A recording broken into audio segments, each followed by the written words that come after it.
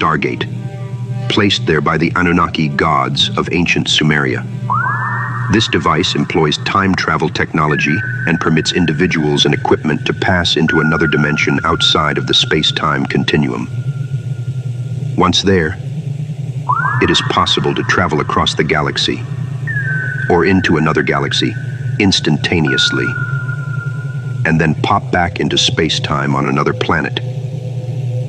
The government also learns that Nibiru, the 12th planet, is due to make its return passage through our solar system on its 3,600-year orbit in a matter of months.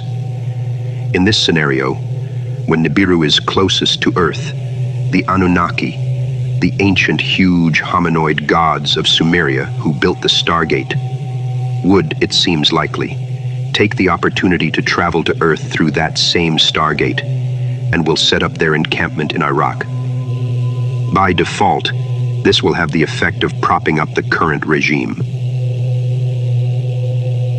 US government leaders know that such an eventuality must be prevented at all costs, so they decide that with the help of extraterrestrial allies, they must invade Iraq and close the Stargate.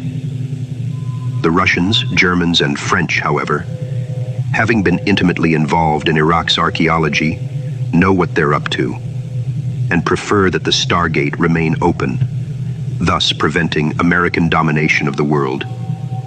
With time running out, President Bush invades Iraq.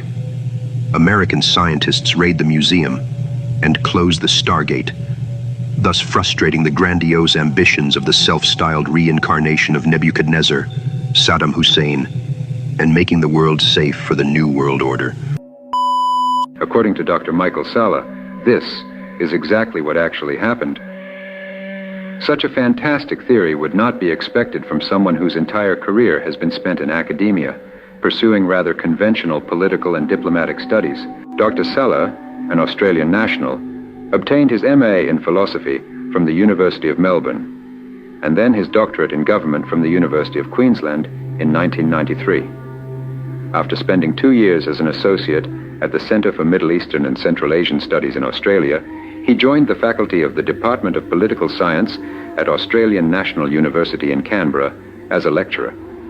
In 1996, he came to the US and gained an academic appointment at the School of International Service at American University in Washington, D.C., where he remained until 2001. He is currently researching methods of transformational peace as a researcher in residence in the Center for Global Peace at American University. He believes that the US, Russia, Germany, and France have been aware that the Anunnaki left behind some very high-tech apparatus and possible weaponry when they abandoned the Earth around 1700 BC, and that Saddam Hussein had been getting assistance from Russian, German, and French archaeological teams for years in an attempt to unravel and perhaps reverse engineer this apparatus, which Salla claims is probably far in advance of any technology we might have obtained from the Greys, from Zeta Reticuli, who he believes to be our friends. If a European-Iraqi alliance were able to back-engineer this technology and/or strike up an alliance with the Anunnaki when they return, Salla thinks, then whatever military advantage the US has had with its technology, even including anti-gravity craft, would probably disappear, and we would quickly become a second-rate power. The return of Planet X centers on the recovery of a technology once housed at Solomon's Temple that is used to open a gateway linking Earth with far-off regions of space. Recent military and political activity suggests that the world powers are jockeying for position as if the return of Planet X is imminent. The stakes are high. This planet is at the center of a biblical prophecy known as the Day of the Lord, a picture of an ancient Sumerian tablet in which the god Anu, the ruler of Planet X, appears to be going through a gate, flanked by two people holding posts or pillars with globes on top. These poles, splendid shining posts, represent the Stargate in a simplified form.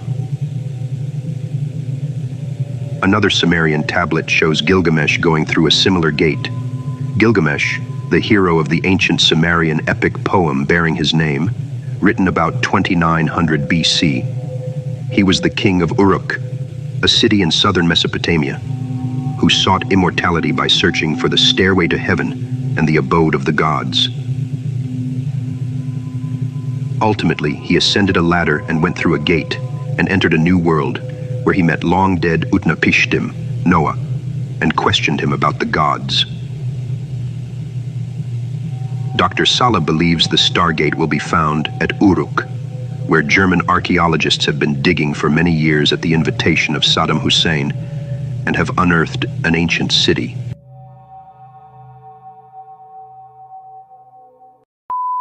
What was Iraq actually hiding?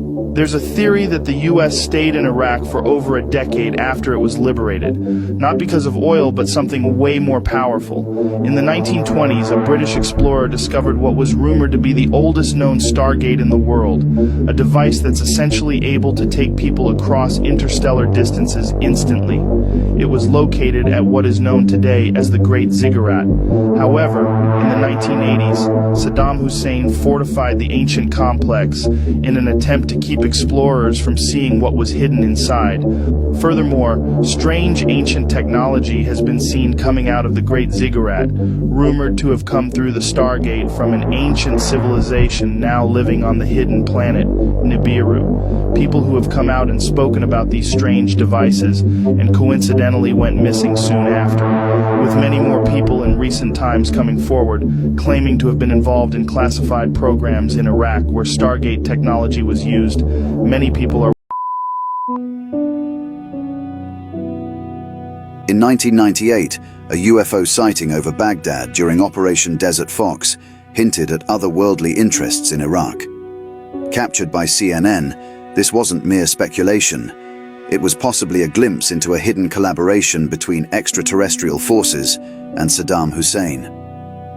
Fast forward to December 2002, a mysterious caller on the Art Bell radio show reveals another UFO crash in Iraq and suggests Saddam's intent to harness alien technology.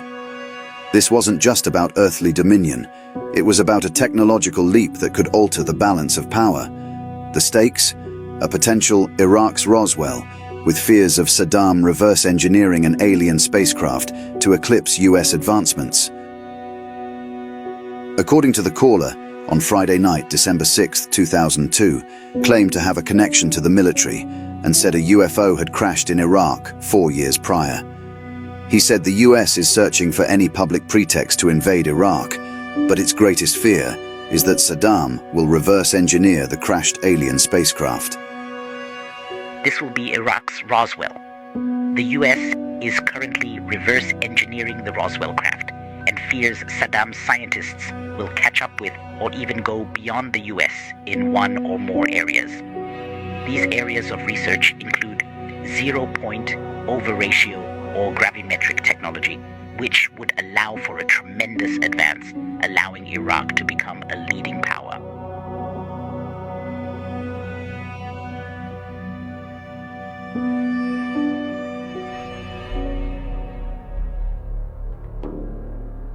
After World War II, archaeologist Dorothy Garrod from Cambridge University uncovered a significant Neolithic collection in Iraq, dating back to 10,000 BC, located at Zazi in the Little Zab River's upper valley, approximately 100 kilometers southeast of Erbil.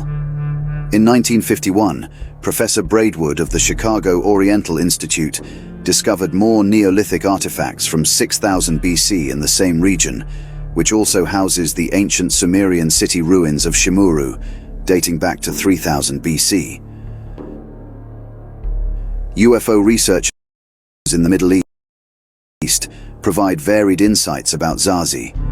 Aisha Al-Khattabi notes its remoteness and diverse population, including Kurds, Arabs, and Yazidis.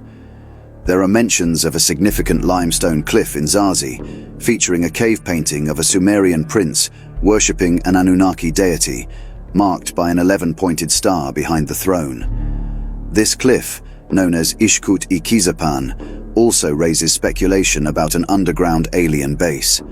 Journalist Mohammed Daoud Al-Hayat reports alien rumors in Iraq.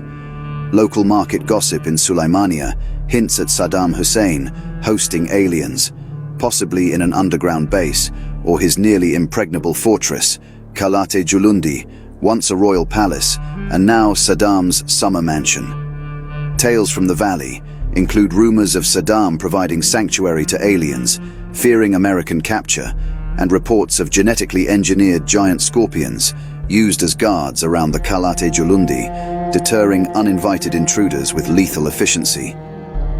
After ascending to power, Saddam Hussein embarked on a grandiose project to resurrect the glory of Babylon, meticulously reconstructing its majestic structures and the great ziggurat of Ur. These were not mere acts of historical preservation, but a deliberate search for the vestiges of a bygone era's supremacy. Amidst the ancient ruins, beneath the shadow of the restored ziggurat, a discovery of monumental significance was made. A stargate, hidden for millennia, a portal to the stars, left by the architects of Sumerian civilization. But this was no solitary relic. Alongside it lay the remnants of what could only be described as resurrection chamber technology, capable of defying the very essence of mortality. These finds were accompanied by an arsenal of advanced weaponry, far surpassing the contemporary military technology of the time. This arsenal held the potential to alter the course of conflicts, bestowing upon Saddam an unparalleled advantage on the battlefield. The Stargate and resurrection technology hinted at a profound connection with the cosmos, offering a gateway to the knowledge and power of the Anunnaki, the deities and architects of Sumerian lore. Saddam's ambitions were not confined to earthly dominion. He now sought to wield the power of gods, to rewrite the narrative of human civilization under his reign.